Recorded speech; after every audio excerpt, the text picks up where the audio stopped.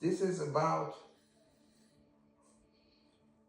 getting messages that came to Rumi through some magical ways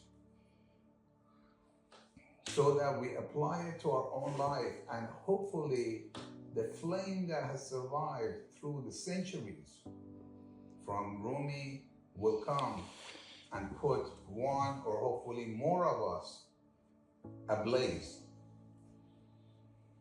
And when that happens, a Michelangelo is born, an Einstein is born, a Gandhi is born.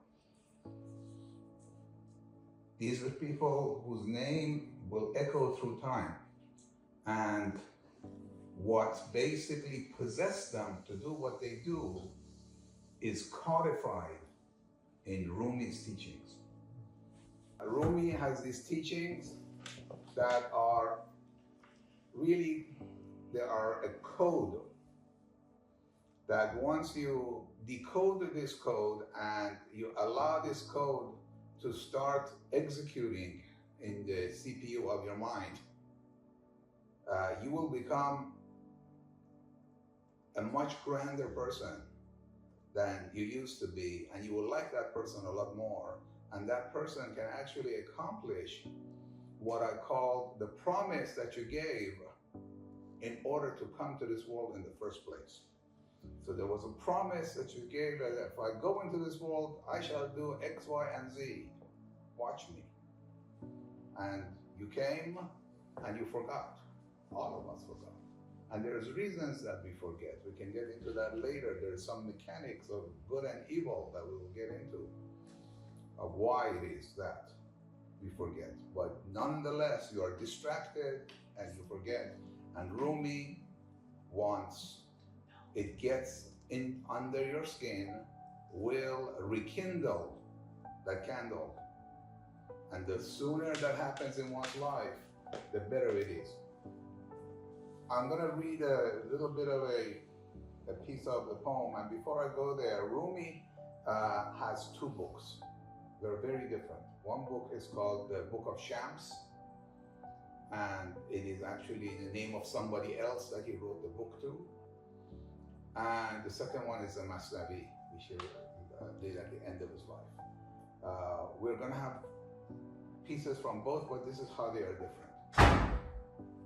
Shams was a character that appeared literally in the path of Rumi when he was crossing once with his horse and his entourage, because he was a very important figure of Islam at the time. He was like a pope, and he had many, many followers. And this person basically stops him, and the entourage, they all get, they ruffle their feather and they pull their swords and say, what are you doing? Who are you? What's going on? And he looks straight into the eyes of Rumi, which nobody ever did because of respect. And he asked him a question that froze him, because you cannot answer that question. You get in trouble both ways. And he said, that's a very good question. Come tomorrow from early in the morning and we will discuss this. That meeting went on for 60 days.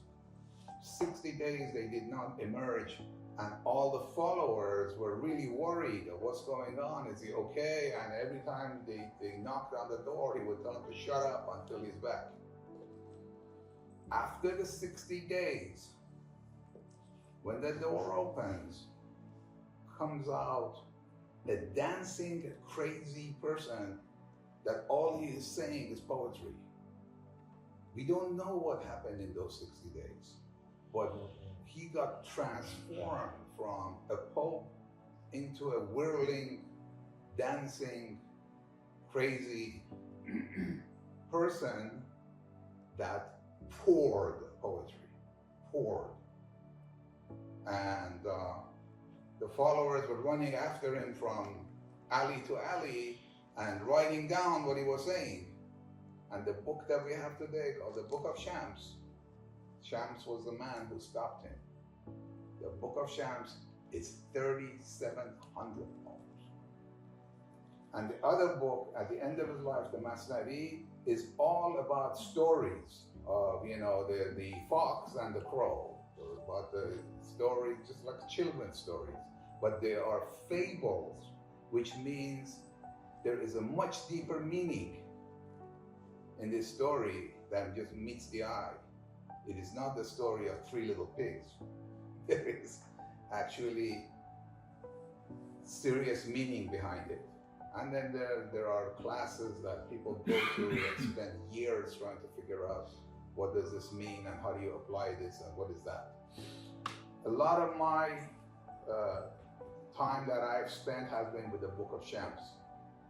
And in the 40 years that I've been doing this, maybe I have read, 5, maybe 10% of the book, because that's like 300 poems, and each one of them is a lifetime of discussion.